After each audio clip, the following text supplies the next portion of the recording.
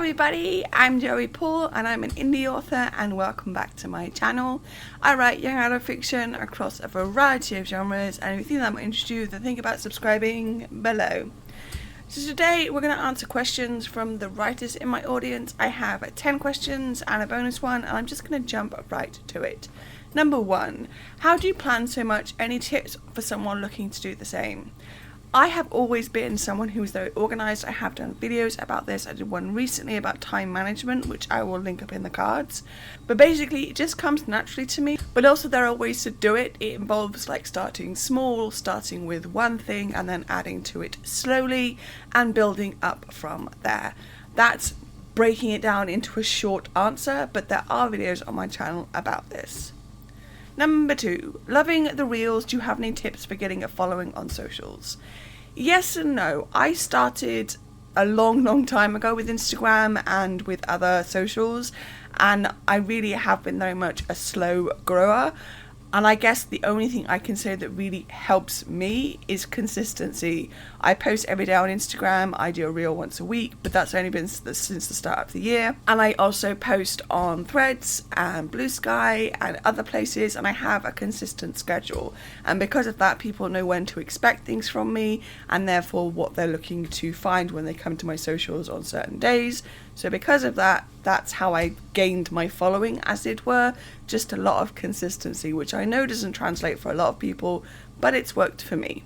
Number 3, do you feel like your reach has grown because of social media? Does it reflect in sales? Yes and no. Like, my reach has grown from social media because I've gained more followers, I've reached more people. That just feels like an obvious answer.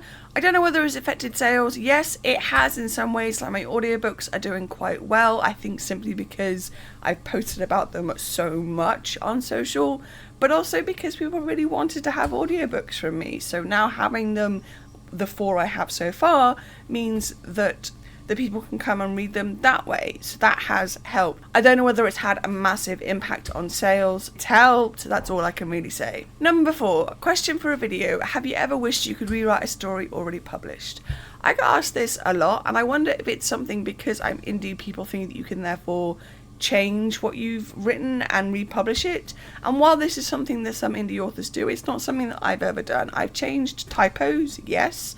I've re-uploaded without the typos, because typos are always a pain in the backside.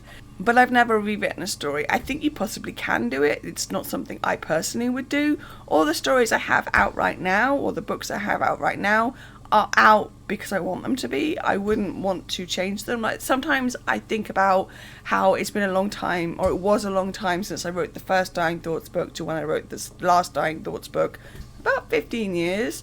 And so obviously I had grown as an author through that period, and I thought about going back and rewriting the first and second, but it would have meant then rewriting all of them, and I just don't want to do that. So yes, maybe, but I would never actually do it. Number 5, what's one author goal you've achieved recently?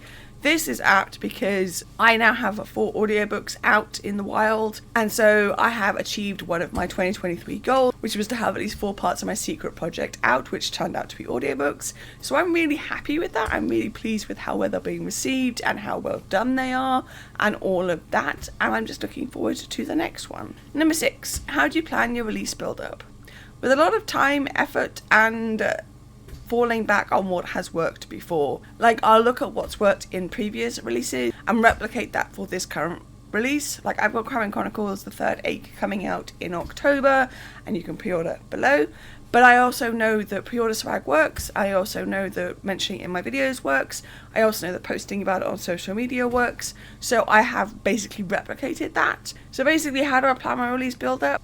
Past experience and working slowly and steadily towards the goal. Number 7, would you ever want to be in one of your stories? If so, which one? I don't think so, because if I was in like Crime Chronicles, I know things about that world that maybe the readers don't, so I don't want to be in that world either. But like Dying Thoughts, it's a contemporary world, psychics exist maybe. It wouldn't be too bad, but some of my other books, like dystopian, like Invisible, I would not survive. I would be one of the ones that gets thrown to the wayside and does not survive. Not that I would have survived in the segments anyway, because I would have failed the exit exam. But yeah, I don't think so. I like the worlds that I've created, and I enjoy being part of the stories in the fact that I'm writing them from a distance, but I don't think I'd ever want to be in them. Number 8. Do you ever think you'll graduate from small fish into bigger one? I don't know, and it really isn't something that bothers me. I have the reach that I'm happy with, so I want to keep that. I don't know whether I'd really cope with being a bigger fish with all the time sucks and the people wanting attention from me and stuff like that. I get enough DMs asking for copies of my books as it is now. I don't think I'd cope if I was a big name and I was getting all the DMs. At the moment, I'm able to answer or not, as the case may be, myself, but I think if I got any bigger, I would have to hire a PA or something else like that, and I don't know whether I want to do that. I'm okay with where I am. Number 9. Happy Authorversary in advance. Does it feel like 19 years? See, I'm recording this in July, so my Authorversary is August 10th. So by the time you see this video, it will have passed. Does it feel like 19 years? Yes, in some ways. No, in others. Like, I have this thing where the books I'm revising right now feel new because I wrote them so recently. I did not write them recently. I wrote them 5, 6, 7 years ago. So, but they feel new because they weren't part of my original 10 or my original 20. So they feel like brand new ideas that I haven't looked at and that are sparkling and all the rest of it. And that part of the authoring does feel a bit weird, but it does feel like 19 years. It's been an honor to still be writing, still be publishing, and all of that. And I hope that in the next 20 years I am still here to be doing it. And it's just it's a good thing. I really love celebrating my Authorversary. I really love celebrating it with people and my family and my loved ones. And I think next year, the 20-year one, is going to be a really, really big one. But yeah, it's been great. It's been a wonderful 19 years, and I know how lucky I am to still be here. And number 10, do you feel like your newsletter helps you expand your reach? My newsletter is very kind of like low key in the fact that I don't really do a lot of hard selling. I'm more just sitting down and chatting with the people who've chosen to follow. I don't know whether it expands my reach. I think it might do, but I also don't know. Like in my newsletter, I talk about what I'm working on. I talk about what I've been up to. I post links for things they might have missed, like blog posts and videos and stuff like that. But I don't really do a lot of buy.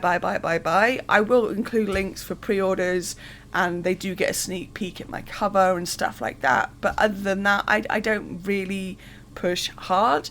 When audiobooks come out, they get told, and sometimes it's before the rest of you. And I think it's a great thing to have, but I don't know whether it's expanding my reach, and I'm okay with that. And the bonus question, what's your favourite place to write? Right here at my desk, because I have all the things that I need. I have my oxygen, I have my lights, I have all my notes, I have comfort, I have my cup of tea, and all of that, so I can sit in comfort and I can write, and I'm accessible by the kittens. Whereas if I try and write in bed, they are all over the keyboard and they are all over me, and then Torty will sometimes get a bit bitey because my hands are moving when she doesn't want them to. So I like writing at my desk, I really do. I'm very lucky to have an office, and I'm very lucky to have a space to just write. It's my favourite place to write. I like creating here. So there we go. Those are my answers to 10 questions and a bonus one. If you ever have a question for me, you're welcome to shoot it to me over social media. I will probably answer it there and then, but sometimes I hoard them for videos like this. So what's one author goal that you've achieved recently? Let me know in the comments down below. So that's all I've got time for today. If you want to support my channel, you can comment, like, or subscribe. I post the videos on Thursdays. You can find me all over social media, and my books are available everywhere, and you can also sign up for my newsletter. And don't forget to pre-order Crowing Chronicles: The Third Ache, which is the third in a young adult urban fantasy series. And if you do pre-order, don't forget to grab the swag. And also don't forget to grab a ticket for Wonderland in Nottingham in July 2025, where I'll be signing books. All the links for which are listed below. Thanks for watching, and remember to keep writing. Bye.